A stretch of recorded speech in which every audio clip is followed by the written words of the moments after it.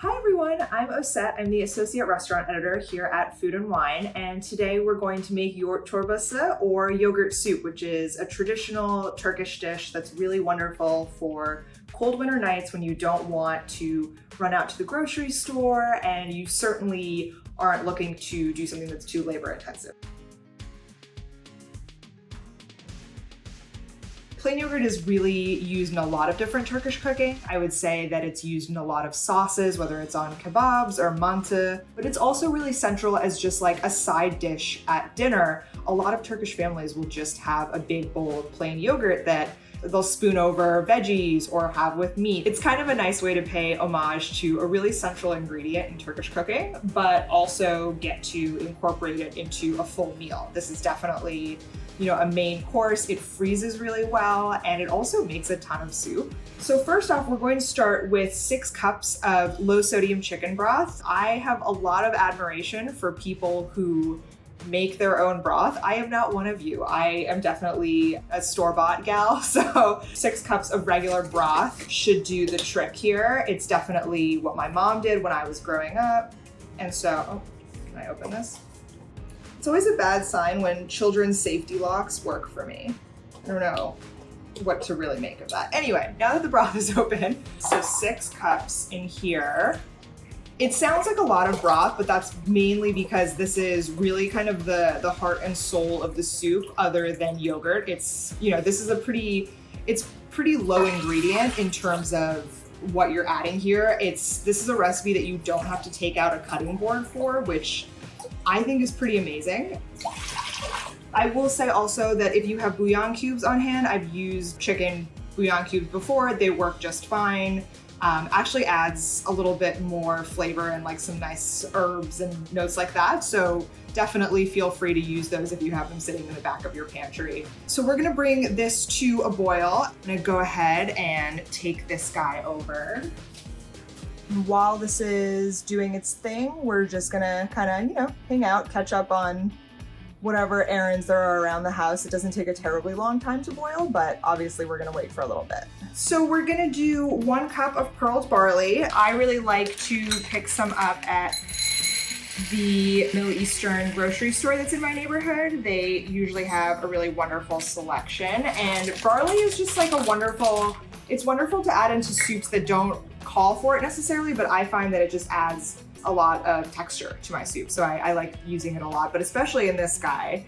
So we are now in boiling mode, which is great. And then I'm gonna add my barley and just give this a nice little stir as well.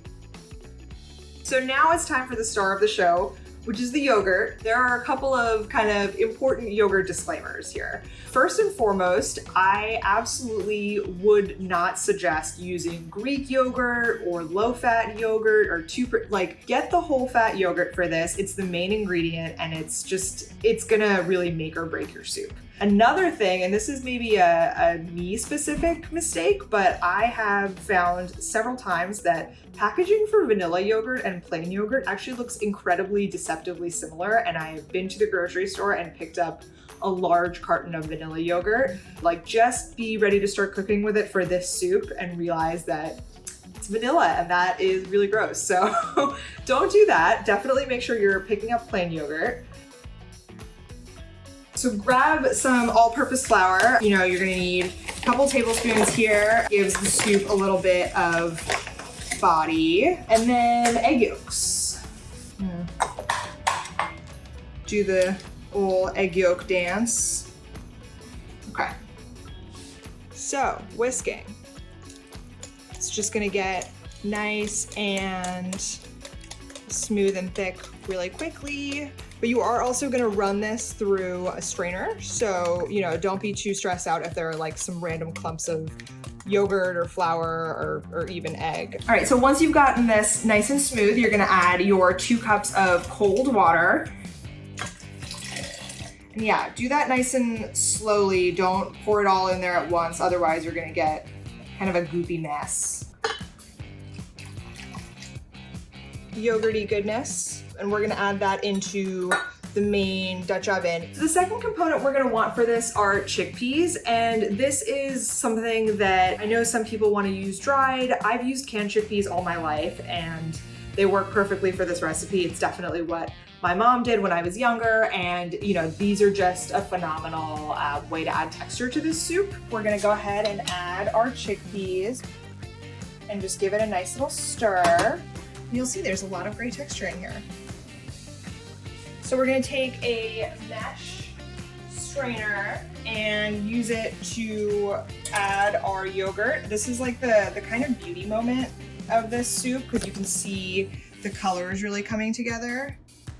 So here, and you'll see there's definitely like some clumps that the strainer is catching so that your soup is nice and smooth, because we're not using an immersion blender or anything. And at this point, we're gonna let this guy simmer for about 7 more minutes, just so that everything is nice and warm and combined. All right, so now we're on the kind of blank canvas spice decorating stage of this soup, and that's really critical to zhuzh things up. You're gonna take some dried mint, and it's so beautiful and like just has this really refreshing kind of, you know, almost like a mix between like a Christmas tree and a spice shop in a jar. And I love that about this mint. So I'm just gonna sprinkle some of this. Go heavy on the dried mint. There's like a family joke that I go really aggressively on spices on things like manta and soups, but that's because I am very pro condiment and pro seasoning. The other must-have components of this soup are silk chili flakes and Urfa biber. Urfa, I feel like is becoming a lot more easy to find in the US. You know, this looks like a lot of spices, but I promise you, it's like kind of the beauty of this soup is that you can do that and just mix it all together. And if you add too much, just add more soup.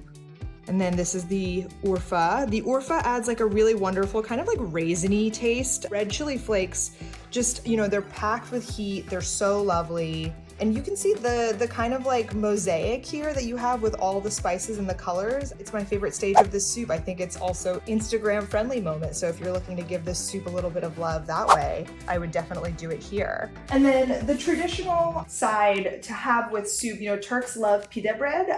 It's like very pillowy kind of squares of bread that have black and white sesame seeds sprinkled on them.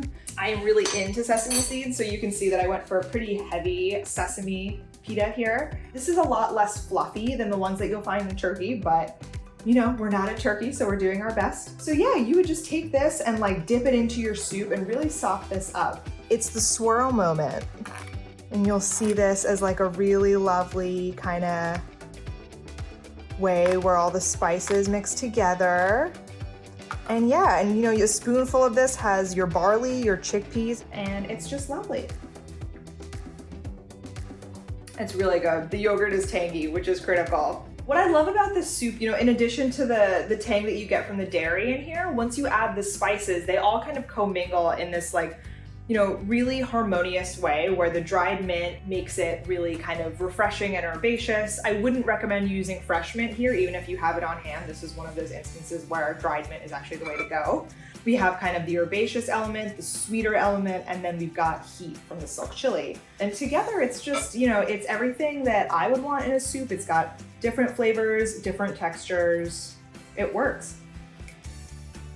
Thank you guys so much for cooking this soup with me. I hope that it brings you a little bit of comfort the next time you're having a snowy night. I'll see you next time.